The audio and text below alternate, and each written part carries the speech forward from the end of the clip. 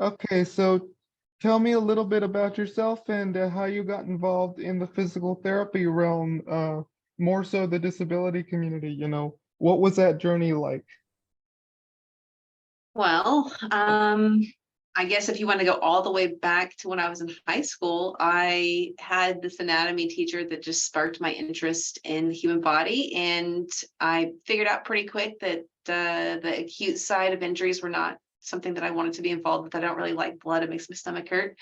So physical therapy made a lot of sense. And I thought I would do orthopedics because I was an athlete when I was younger and I loved that kind of world. But I did my first rotation in PT school at an inpatient rehab facility. Well, it wasn't my first inpatient rehab facility experience. And honestly, I just fell in love. I fell in love with getting to be a part of people's journey.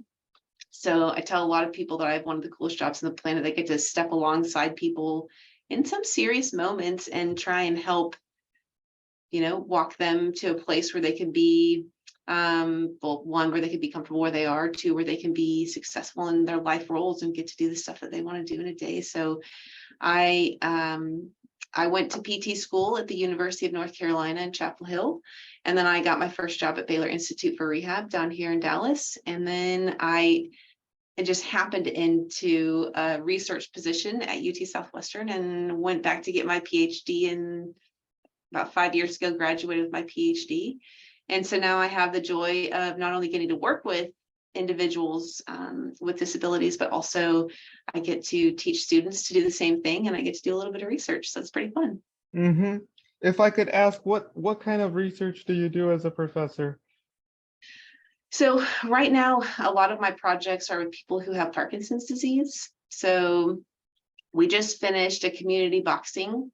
It was a grant funded by the Parkinson's Foundation, and it was just providing free boxing for people in Dallas. And then I just finished another study that was looking at freezing of gaits. So that's something that comes along sometimes a little later in the disease progression of Parkinson's. And we looked at using cognitive behavioral therapy to see if we could augment physical therapy interventions.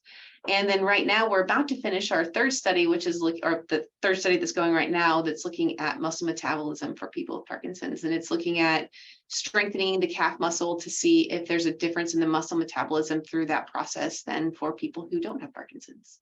Mm-hmm. Cool. If I could get back on track, what sorts of things do you do as a physical therapist?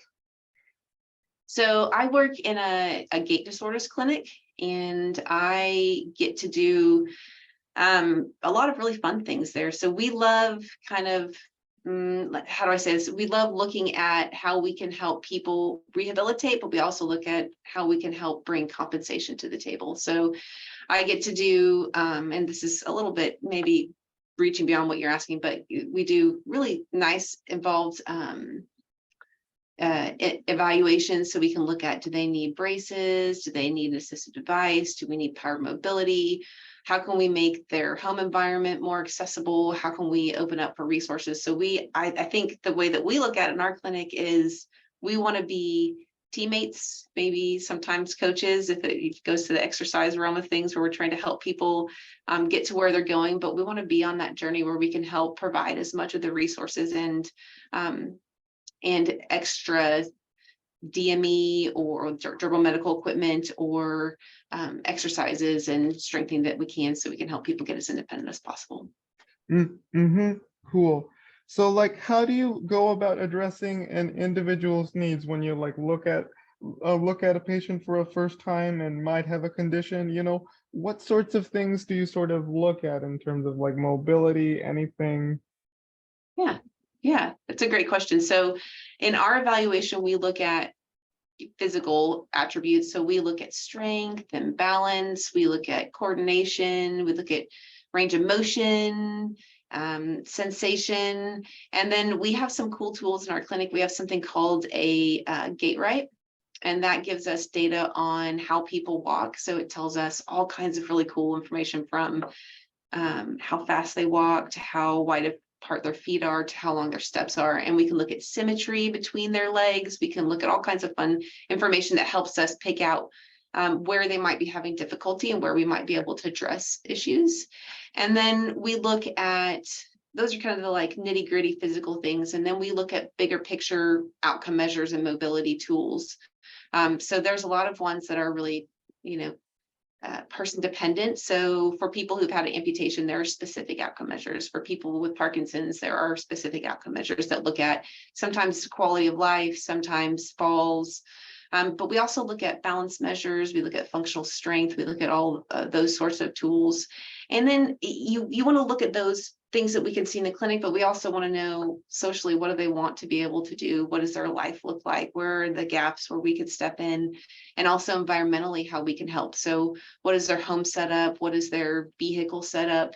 What are the things where we might be able to suggest equipment or different transfer techniques so that we can help people kind of bridge the gap between where they live and play or work? I guess that's, another piece too, their roles in their life and also what they bring to the table physically, so we can try and mesh it and make it as successful as possible.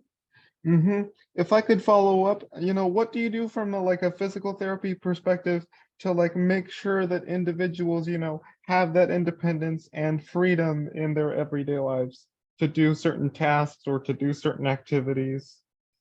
Yeah, it's a great question, because I think that, to me, that is the ultimate goal of what we want to do in our clinic. We want to help people do the things they want to do. I mean, if you want to be able to, get down on your knees to pray, that's important. If you want to be able to go to your son's baseball game and be able to navigate those longer distances, that's important. So I think there's a few things that, naturally happen. One, I think we, again, look for rehabilitation. So where we can, we want to help upregulate and improve strength, balance, coordination, those sorts of things. And then where that starts to maybe wherever we think that might end up and plateau, we want to meet them with compensation pieces. So there are some people where they are in their rehabilitation or their disease process, maybe where a really good walker could be the bridge between independence and not being independent. So if we can find the right tools, and we have a lot. So we have this closet in our clinic that I call the used car parking lot, because it's got literally dozens of walkers. So we use really fancy gait trainers. Like there's one called the Riften that's really expensive and it's big and it has tons of different prompts on it. And then we use all the way down to something like a forearm crutch. So we have a whole host of different options where we can offer people to try and meet them where they are, something that they can utilize that's financially in their kind of realm of what they want to spend.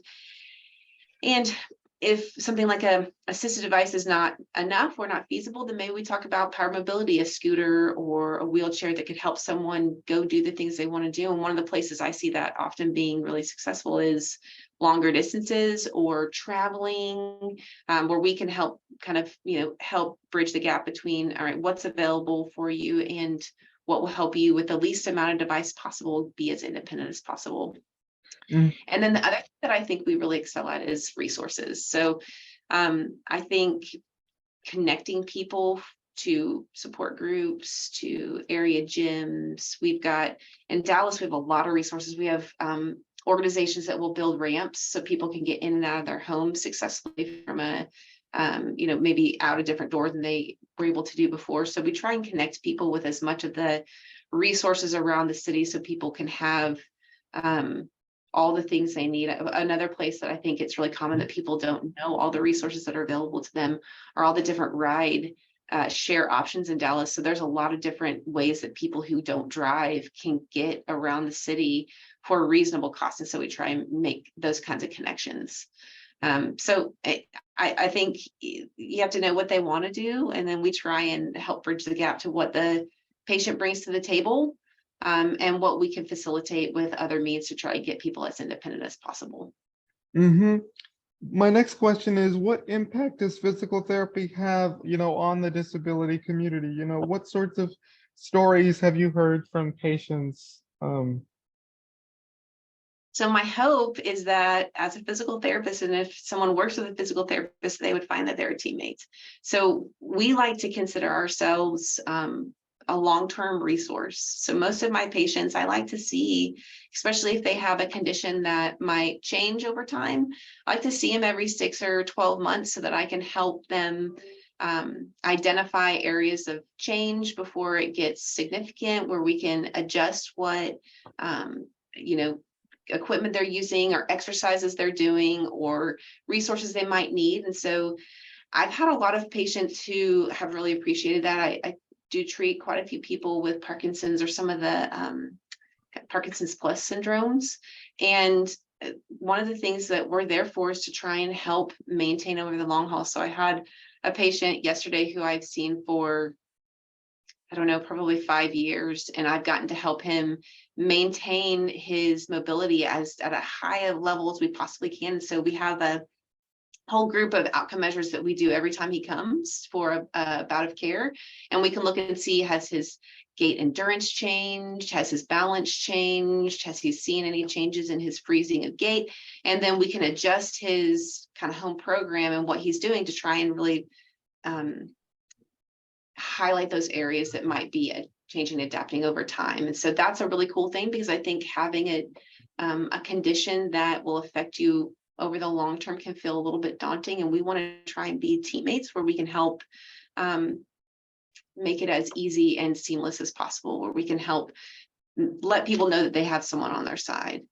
And then I think the other thing that physical therapists should be able to do is provide a lot of different resources, ideas, suggestions, techniques for safety and independence. So I had a patient a couple of years ago who came to me and needed a lot of help with transfers. She needed, 50% help, and her mom was doing that. She was in her 30s, but her mom was still helping her do her transfers by herself, and she couldn't walk independently. And by finding the right equipment and changing the way that she was transferring, she was able to then transfer by herself. And I remember the first time she got out of bed alone, her mom locked herself out of the house. She got out of bed, took her gait trainer, went and unlocked the door. Her mom called me and was like, I can't thank you enough for just those little things of teaching them the different way to transfer, giving them the different kind of more aggressive gait trainer that opened up doors for them to be independent. And so I think, again, as a PT, I want to help people do the things they want to do and do them successfully. And sometimes, because I've done that side of PT for so long, sometimes the thing I do is I help them find a different PT who's really good at back pain so that they don't have to live with pain full time. But there's lots of different ways where I think, again, over the years, being able to be a resource for patients in the long term, and also provide some of those things that individuals don't think about because they don't have that same training, to be able to give the different equipment, the different kinds of transfers, and the different kinds of strengthening and exercises that keep people independent. Lastly, how can physical therapy create better outcomes for people with disabilities, in the long term?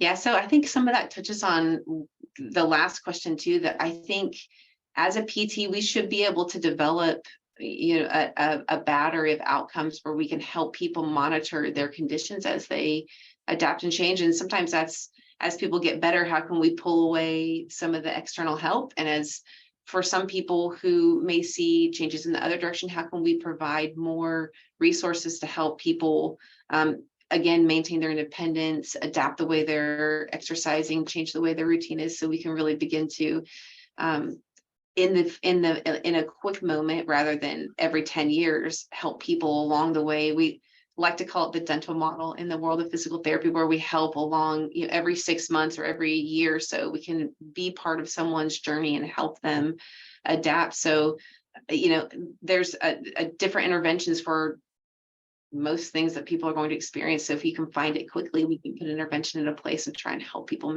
manipulate their situation to stay in a better place. And the thing that's really cool about that, and the way that we look at it in our clinic, is that, unfortunately, our patients do most of the dirty work, which is really cool. We try and empower our patients to have the tools they need to stay independent, to do the exercises, to have the resources, but then we get to be teammates and come alongside and help adjust and fine tune as people progress in their journey, which is a really big it's just a fun thing to be able to do. I've always loved it, and I'm thankful that although I get to teach, I also get to treat patients still, because that's the whole reason I got into physical therapy, was to be with patients. And so I think hopefully PTs can always help patients adapt and find new, avenues for exercise and new avenues for recreation and mobility devices and all that sort of thing. So people can do their life roles to their best of their ability. Mm-hmm. Cool.